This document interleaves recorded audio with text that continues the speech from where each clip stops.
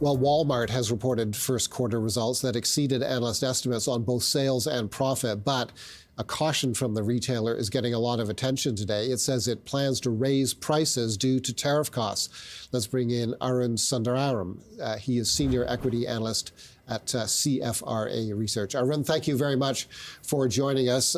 Talk to us first about what Walmart is saying about tariffs and pricing. This is something that's been on the minds of investors for a while. Yeah, certainly. Yeah, so yeah, with tariffs, I mean, certainly the backdrop for tariffs has improved over the last few months, but tariffs are still high with various parts of the world.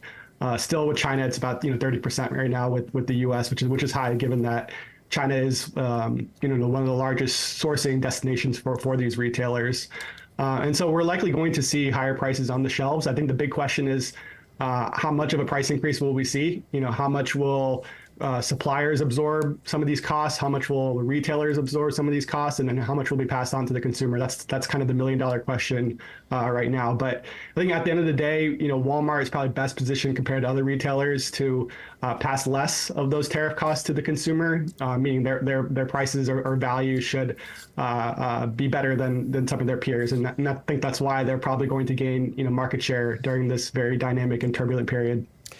Let me ask you a question in relation to, obviously, China, or Walmart's actually considered kind of a showroom for China as an example.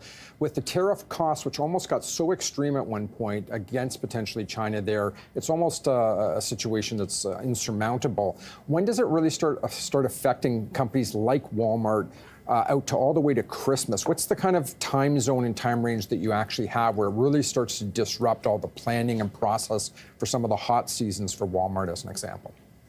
Yeah. I mean, I think it's already started to disrupt a lot of planning and stuff. But I think one good thing is that these retailers have been preparing for tariffs ever since Donald Trump won the election in November.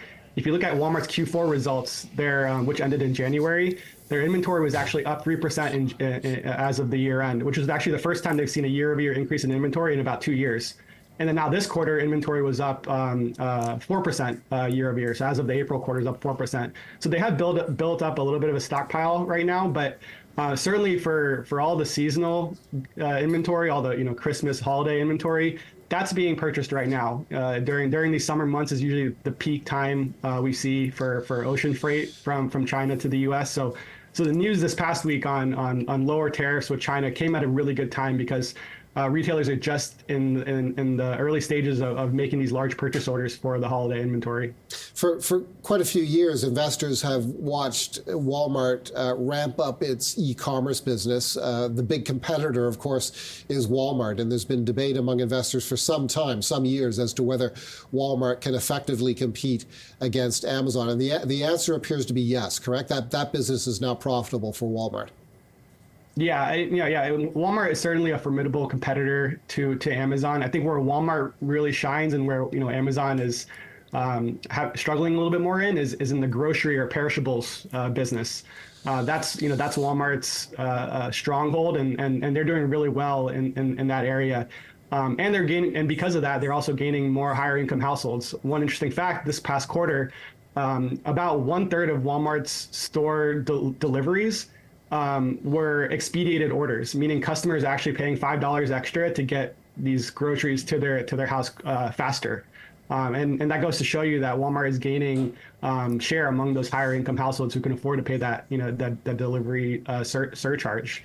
And so I think that because they have that stronghold in the perishables category, that's where they're really shining there. And that's why you're seeing, right, this quarter e-commerce sales were up 22%, 21% in the US. And most importantly, that first-party e-commerce business turned profitable this quarter, the first time in the company's history. A few years ago, that business was losing about $1 billion per year. So We're at the early stages of profitability in e-commerce, and I think over the next 2, 3, 4 years, margins will continue to improve in that e-commerce business. What does macroeconomic news like this morning's news mean to Walmart? And that news, in summary, is a very rapid slowdown in the pace of retail spending in the U.S.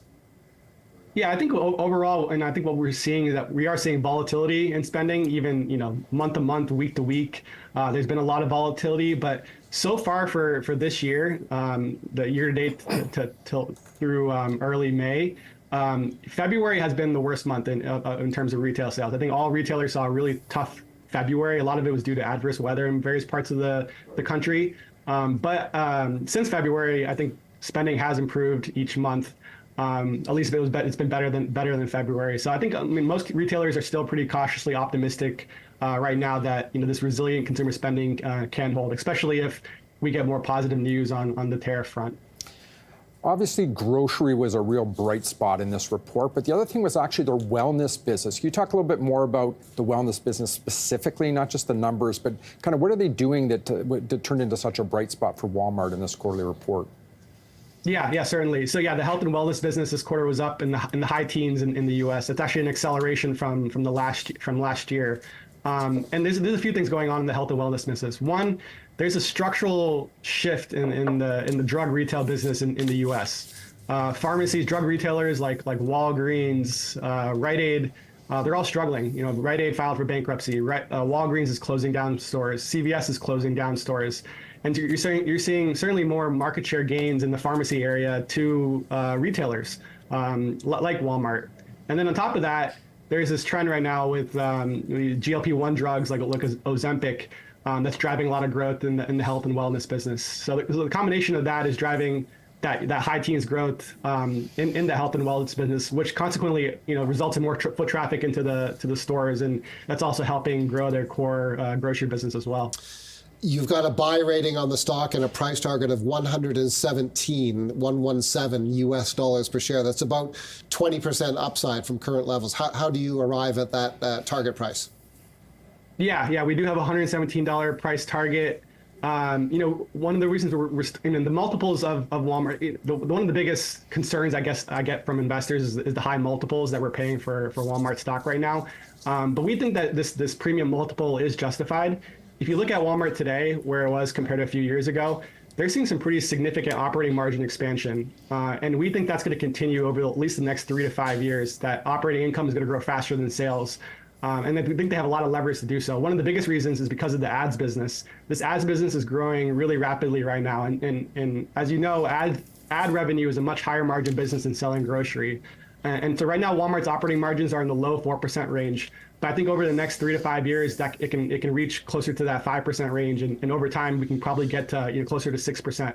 And when you're a company that's generating over $500 billion in revenue per year, every basis point of margin expansion translates into pretty significant profit growth.